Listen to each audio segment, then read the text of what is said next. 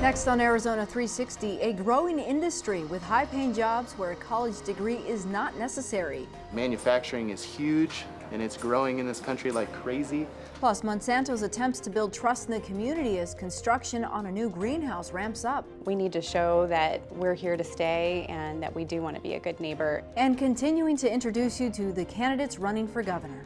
I know that we have the money. We've just chosen to give it away, and that has to stop when I'm governor.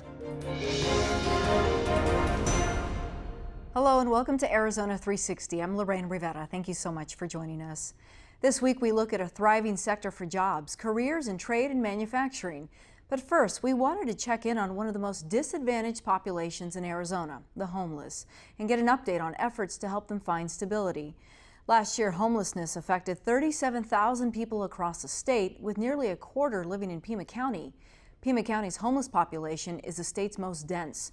In recent years, that number has decreased thanks to collaborative programs that have led to employment and housing for some. One of those organizations making a difference is Old Pueblo Community Services. CEO Tom Litwicki told us about some of the ongoing challenges and solutions. The big challenge to employment is if you're literally homeless. So most of the current shelter housing for folks who are literally homeless is only in the evening. And so in the morning you have to leave, and you have to leave with whatever belongings you have. So that makes it extremely difficult to use transportation, to apply for employment or attend classes, because you have all these belongings with you that you don't want to lose. Because the other thing about our shelter system is that you can't stay there the whole month. So at some point you will be sleeping outside, and so you still need your sleeping bag and all these other things that you have. One of the things you'll hear people say is that I can't get housing because I'm not employed, and I can't get employed because I don't have housing. So there's a significant portion of people who get kind of stuck in the homeless system at that level. Are there resources available in Pima County to help people who are in that exact predicament? You know, there's a growing amount of what we call low barrier housing or shelter, and it's designed as a bridge so that people who are literally homeless can get into housing, and it's, you know, full 24 hours a day. They don't have a lease, it's not their housing, but it's an apartment. They may share that apartment if they're single individuals with other people. And while they're there, though, you've kind of addressed this crisis of where will I sleep tomorrow. They can stay there, they can store their belongings, they can store food, they can eat, improve their hygiene, and be ready then to go out and enter the workforce. Today in Tucson, if someone's experiencing homelessness, they can go, usually they're at the library, things like that. They go online and they look up tpch.net, and there's a list of agencies all throughout Tucson that you can walk in, and any agency will see you. What that does is it puts them on a list, and that list then is available for housing based on the severity of their conditions and their need. So it isn't a waiting list anymore, it's a dynamic list. It's like triage at a waiting room. If someone comes along with a much higher need, they would go higher on the list than you. It isn't like you get a number. Are the people who are homeless, the majority of them would like to seek work, or they're looking for a temporary shelter while they're in between their position? I think that people are looking for both. Work and shelter are the two big areas. I think we operate right now with the support of the city and the county a program called the Homeless Work Program. And so we go out into the community, and folks are screened by the shelter that they're able to work, and they can work without any barriers to employment the next day, and they earn Tucson's minimum wage, and they're paid in cash that same day. Just by having that intervention, we've seen about 40% of those individuals move into permanent housing. And so these are all services that are needed in the community. They pick up trash. So far this year, we've had over 50,000 tons of trash come out of the city. And this is trash, weeds, things that would not have been picked up otherwise. So we're not supplanting other work. This is stuff that there aren't resources for, and we can do it for much cheaper, and it gives people an opportunity to get a hand up. Oftentimes we see the homeless in the downtown area. We see people holding signs asking for assistance, and there's probably a misconception that are there no resources for them? But I've also heard in other circles that Tucson, Pima County really has stepped up its game to support these individuals. Is that true? Yeah, definitely. So there are the parking meters now. I think a lot of times people have this kind of stress of, well, if I give people money, where will it go? What will it be used for? And that's a decision everyone has to make when they see panhandling. But for those who are concerned about that, we now have parking meters in which you can put either change or you can use a credit card, and that goes to homeless services.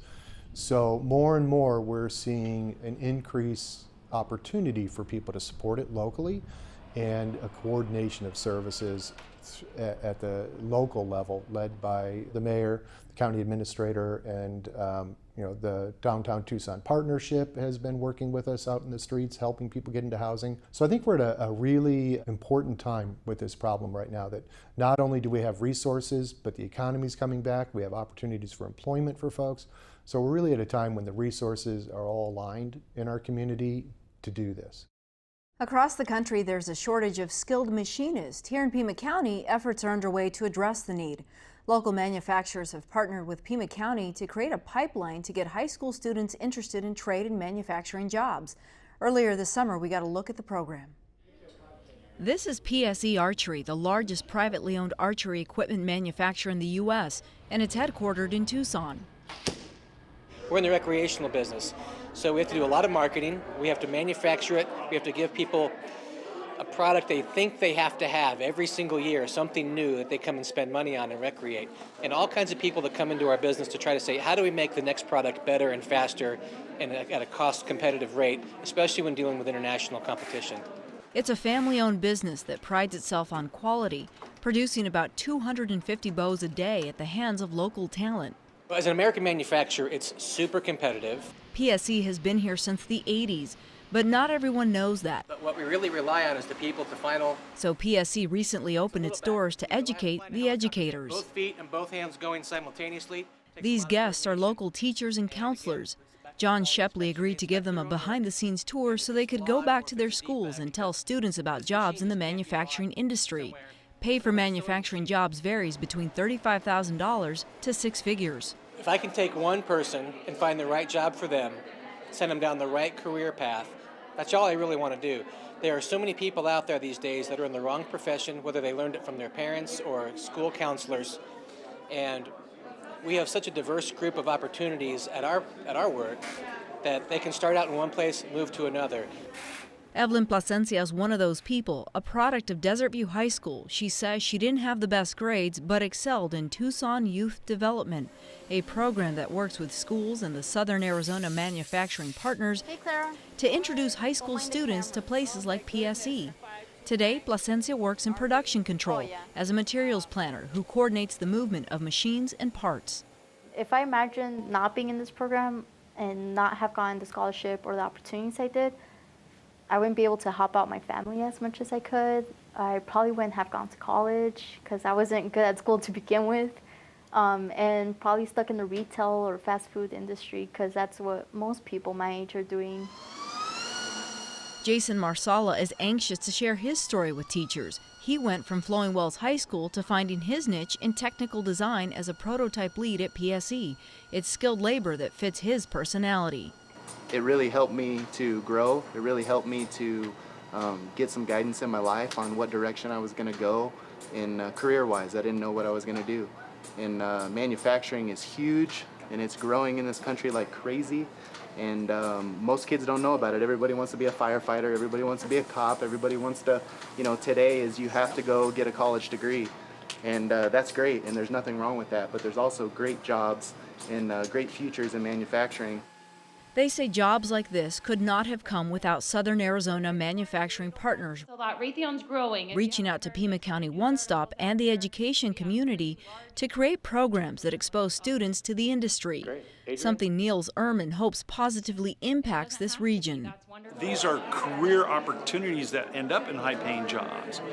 The more we can retain families and individuals to stay and live here and grow their families here, the more stable the Pima County environment is, and the more competitive this community is against other communities to attract number one, business retention and expansion, so local business is growing. On this particular day, Pima County One Stop and Pima Community College gathered local businesses that employ students to reflect on the successes Well, my mom was ecstatic at first. and the challenges of the program. My mom had a negative view towards the program at first, but now that she sees that I'm on track to go to the U of A, she's not opposed to it at all. There's a career path in manufacturing. Most of the people that work for me do not have a 4-year degree or even a 2-year degree. So that said, you don't have to spend the $150,000 on a 4-year degree to be in manufacturing. It's not a dirty job like it used to be either. I mean, it is a clean environment. So your children, I think, would be at least get a look at it, at least have an interest in looking at a different career than going to that Ivy League school and becoming a lawyer or something like that. Don Therio is president of Industrial Tool, Die, and Engineering, which manufactures components for aerospace and aviation. We're all getting gray in the hair, and our average workforce, my average workforce 5 years ago was plus 50. It's now below 45 years old. This came together because we have not been training employees or had any kind of training programs in the Tucson area for probably 25 years. But this is proof that change is on the horizon. Today was an eye-opener. I really have never really focused on manufacturing. As counselors, our priority a lot of times is college, getting them to either a 4-year, 2-year, a trade school, technical, but not really manufacturing. So this is a typical injection molded plastic part. Yadira Higuera teaches at Nogales High School. She and her colleagues are excited to introduce students to a future of new possibilities. Now I feel that I can actually prepare my kids a little better. Not only give them the option of saying college is what you need. Now I can say, hey, there is options for you, and especially like for kids that want to work with their hands. I mean, this is amazing. Higher education is still an option for people considering careers in the trades. Pima Community College offers courses to prepare them for those jobs. With demand so high, students often land jobs before they graduate. That's what we heard from Patrick Lawless, department head of the college's Building and Construction Technologies program. I think that the professions are getting more respect than they have in the past. When I was teaching high school many years ago, I said, you know, there will come a day when tradespeople will make as much as doctors and lawyers, and they are. I had a contractor from Phoenix come down to see our lab, and she told me that a couple of her techs are making over $150,000 a year. What does the average trade profession student resemble over at Pima? Oof, there is not an average trade student. We have the gambit from very young students to students who are retired from their occupation and are looking for something else to do. We have veterans, we have homeless individuals, we have high school students, we have people who have been working white-collar jobs that are looking to try something else.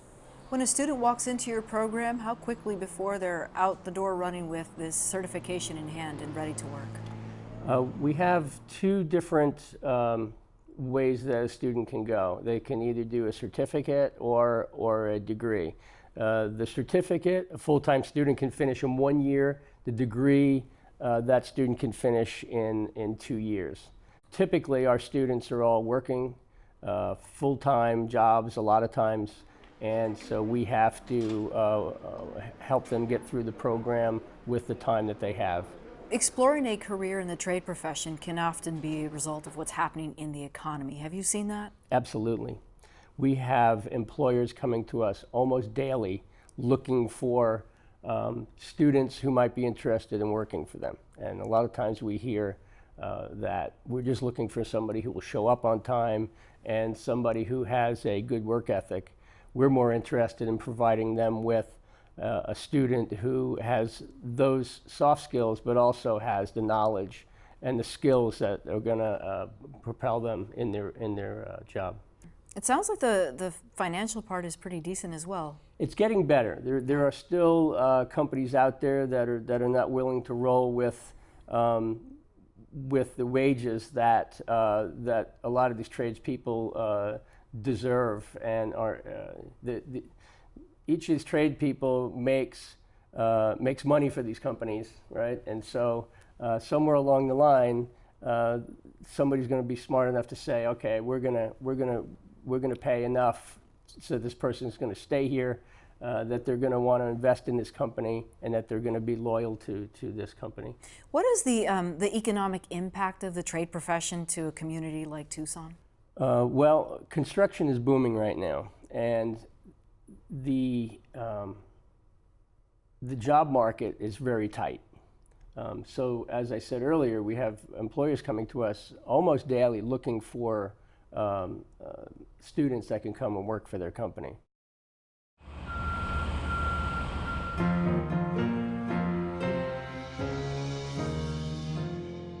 Community opposition erupted last year when the agro giant Monsanto said it would open a facility near Marana and ask for a special tax cut.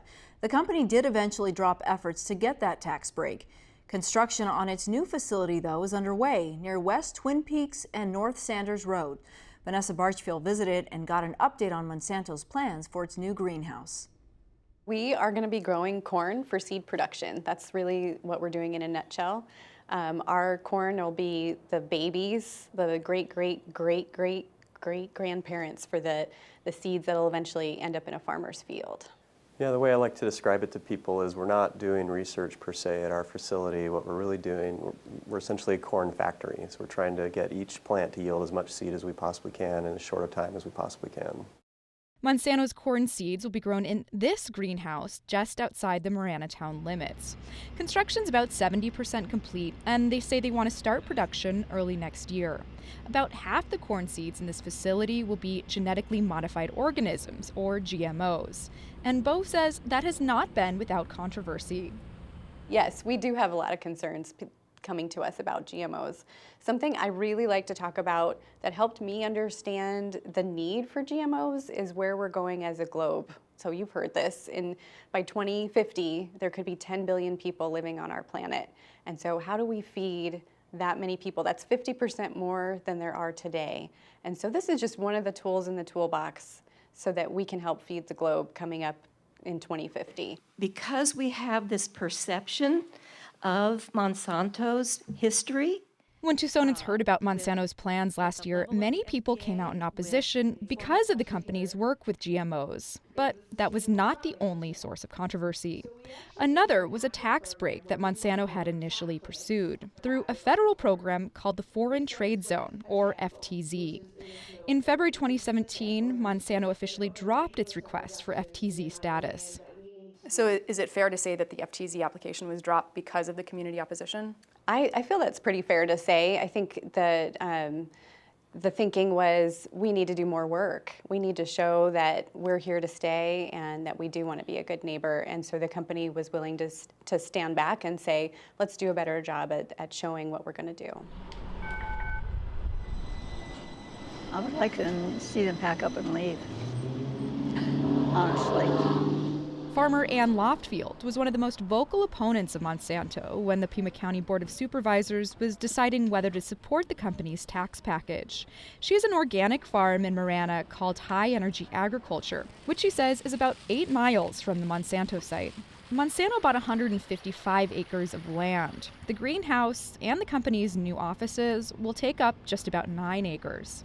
I would really like to know what they're going to do with the rest of that land. That's the question that I have for them. We currently have no plans for what we're going to do with that land. I think we've heard loud and clear that we can't be a tumbleweed farm. And so, we're going to need to do something. We're just not totally sure what that looks like today.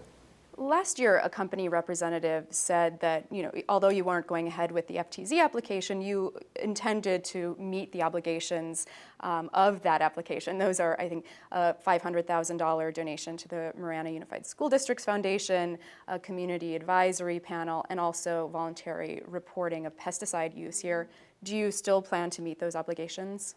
So the $500,000 donation, that was part of the FTZ. So that one when the deal went away, that went away, unfortunately. But we have not given up on giving back to the Marana School District. We've done two $20,000 donations so far through the Monsanto Fund.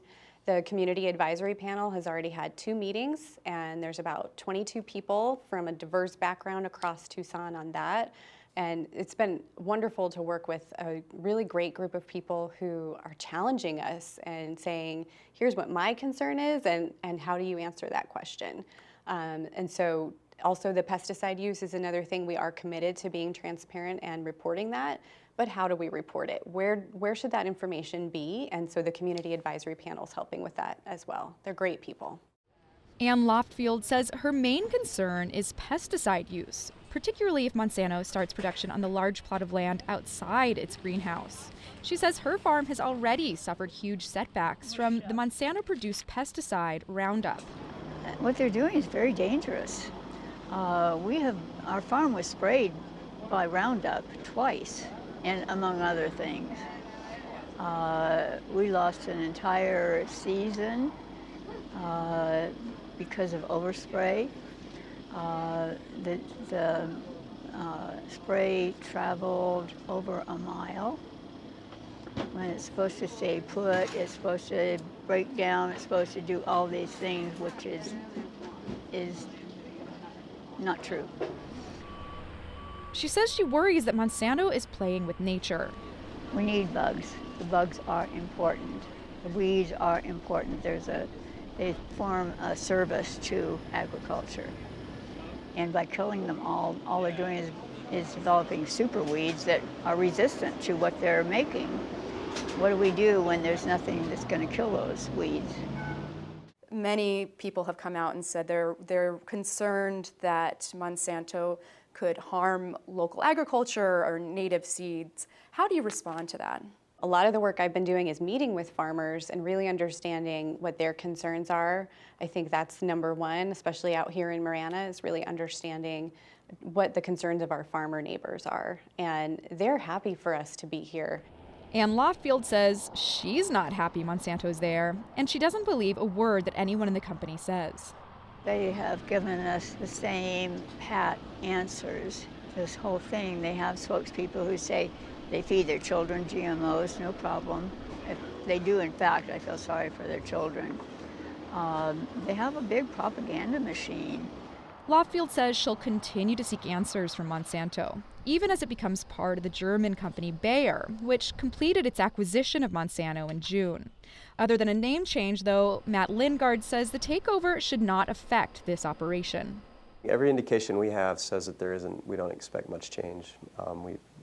Corn is key to what Monsanto does, and we're growing corn here, and that's part of the value that Bayer is looking to bring to their company as they acquire Monsanto. And so we're essentially acting as though things are going to continue exactly as they are today.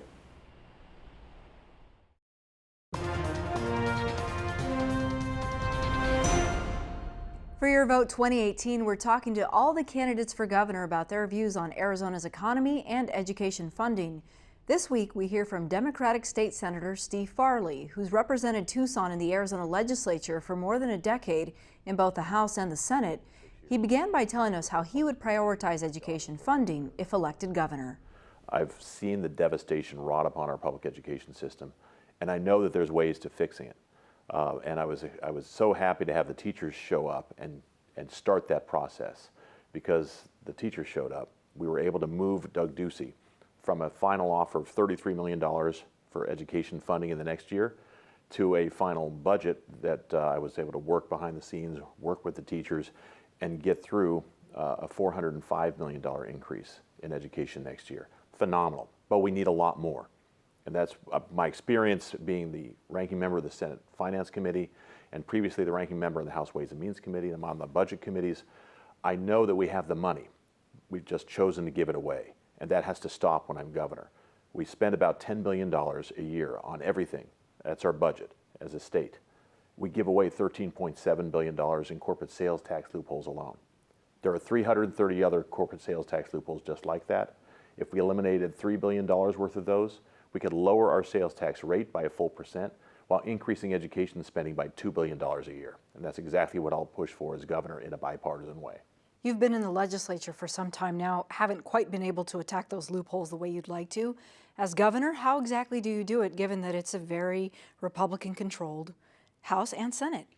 Well, one of the ways I keep myself sane in the legislature is I try to find people I think I disagree with the most and work together with them. It seems every election candidates will say, I will not raise taxes. You do believe in the Invest in Education initiative that we may see this year. Doesn't that raise taxes on some of the higher wage makers here in the state? It does, and I do support Invest in Ed because that's what the educators went out and decided and worked hard in the sun to be able to get petitions to put on the ballot. It will support more money to our schools. I have always supported any effort that would bring more money to our public schools, no matter what I thought about the funding source. Because a kid can't wait and delay their education another year until we're well funded. We got to do it right away, whatever's out there. So I support it. Our unemployment rate is dipping. It is lower than it has been in some time now. Do you dispute that Arizona is doing well on the economic front as it moves forward? Well, I would, because the people who are benefiting from this economy are the people who have already been doing well historically. It's the folks at the top. When you actually look at the figures in real terms, accounting for inflation, most Arizonans' salaries have actually decreased in the last couple of years. There may be more people working, but they're working for less pay. Just ask our teachers. Remember a couple of years ago when Governor Ducey offered a 0.4% raise as his best offer for teachers, at the same time as he was paying his own political appointees 20% raises, plus promotions, plus bonuses. So I don't think we should have a state where the folks who are the political appointees of the governor are doing better than the rest of us. And that's what's been happening in Governor Ducey's administration. We need economic development that works for everyone. And that includes giving great access to capital for entrepreneurs who are starting up their new businesses. It means investing in our education at every level, including our community college system, which he cut off from state funding in Pima County, Maricopa County, and that can be a lifetime platform for training and retraining so people have the skills and the ability to get better jobs throughout their lifetime. And funding our universities, which are our original economic engines and which have been cut by $2.5 billion since 2009. That's where we grow the businesses of the future, right here, instead of bribing sketchy companies like Theranos and Uber self-driving cars from elsewhere the way that Governor Ducey seems to want to do. Okay, Steve Farley, thank you so much. Thank you so much for having me. How are you? Next week, we hear from incumbent candidate Governor Doug Ducey. And a reminder, you can watch all of our interviews with the candidates online. Visit news.azpm.org/yourvote. And that's all for now. Thanks so much for joining us. To find out what we're working on, visit us on social media and let us know what you think. We'll see you next week.